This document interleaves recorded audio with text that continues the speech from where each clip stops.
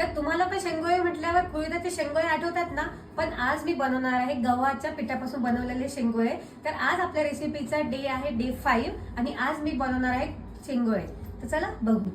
तर इथे मी घेतला आहे 2 वाटी गव्हाचं पीठ, त्यात टाकलेलं आहे अर्धी वाटी बेसन पीठ, कोथिंबीर टाकली आहे, थोडंसं हळद टाकली आहे, लाल तिखट पावडर टाकली, जिरे टाकले आणि क्रश करून ओवा टाकले। आता थोडंसं मीठ टाकून याचं चांगलं पीठ मळून घ्यायचं आहे।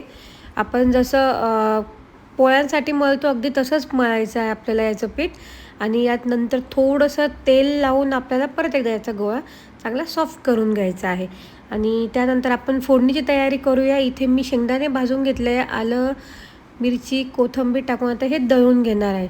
हे एकदा दळून घेतल्यानंतर यात पाणी नाही टाकायचं आहे आपल्याला।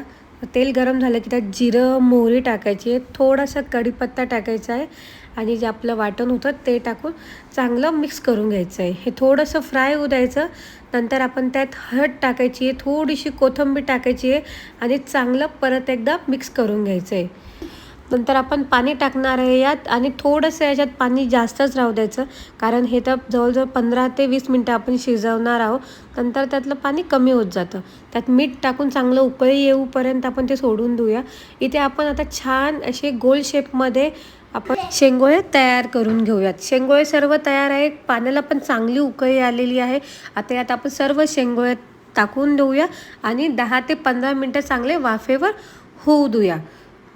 10 ते 15 मिनिटानंतर आपले शेंगोळे सर्व रेडी आहे, पाणी पण आटलेलं आहे, दिसायला पण किती छान दिसत आहे। तयार आहे आपली आजची रेसिपी गव्हाच्या पिठापासून बनवलेले शेंगोळे।